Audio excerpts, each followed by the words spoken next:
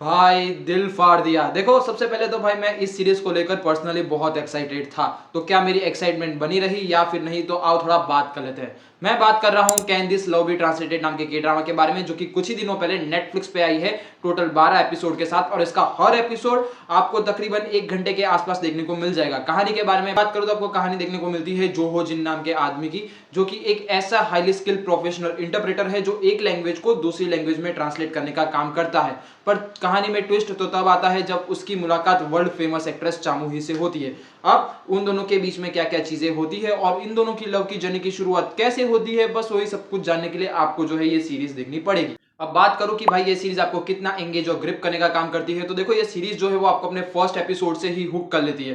पर जैसे जैसे ये सीरीज आगे बढ़ती है और ग्रो करती है, वैसे वैसे ये सीरीज आपको अपने साथ जोड़ने का काम भी करती है। और जहां पे इसके फर्स्ट हाफ को एक सिंपल नोट पे एंड किया जाता है, वहीं से इसके सेकेंड हाफ की शुरुआत में आपको ये फील होगा कि फर्स्ट हाफ में जो एसेंस और जो फ्लेवर था वो सेकेंड हाफ में कहीं पर मिसिंग है। बट भाई wait for the 6th episode ending, क्योंकि वहां से आपको इस सीरीज में जो साइकोलॉजिकल एंगल देखने को मिलता है ना, वो डोरामी वाला, भाई साहब अमेजिंग था वो।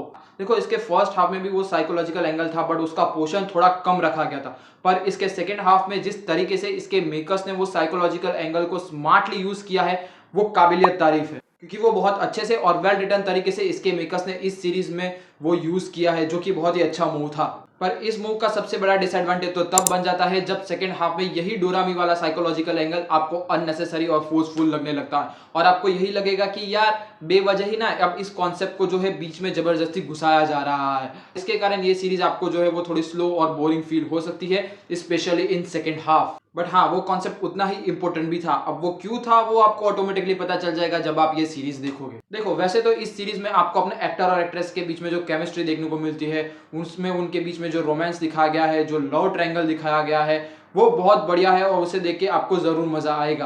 क्योंकि जिस तरीके से उसे ब्यूटीफुली स्क्रीन पे उतारा गया है वो किसी करिश्मे से कम तो नहीं है। तो अगर मैं मेरी बात करूं और मैं सच कहूं ना, तो मैंने बड़े दिनों बाद ऐसी कोई अच्छी रोमांस कॉमेडी सीरीज देखी है। नहीं सच में, क्योंकि मैंने कहीं ना कहीं इस सीरीज को मैंने जरूर एंजॉय किया है।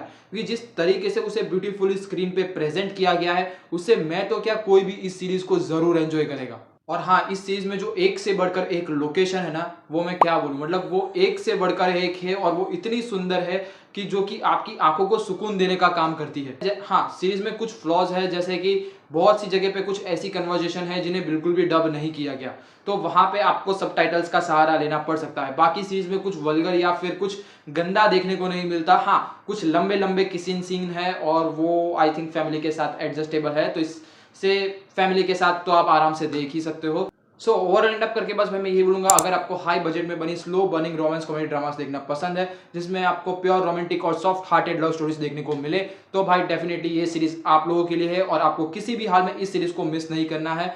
बाकी हाँ, मैं इस सीरीज को डेफिनेटली अपने साइड से रिकमेंड करता हूँ, और अगर आपने लंबे टाइम से कोई रोमांटिक सीरीज नहीं देखी तो भाई आपको इस सीरीज को डेफिनेटली देखने जाना चाहिए। बाकी हाँ, अगर जो रिव्यू अच्छा लगा तो भाई सब्सक्राइब कर देना, और आपको ऐसे ही के dramas reviews updates Hollywood Bollywood के रिलेटेड आपको रिव्यूज देखना पसंद है तो भाई इस चैनल को डेफिनेटली सब्सक्राइब कर देना।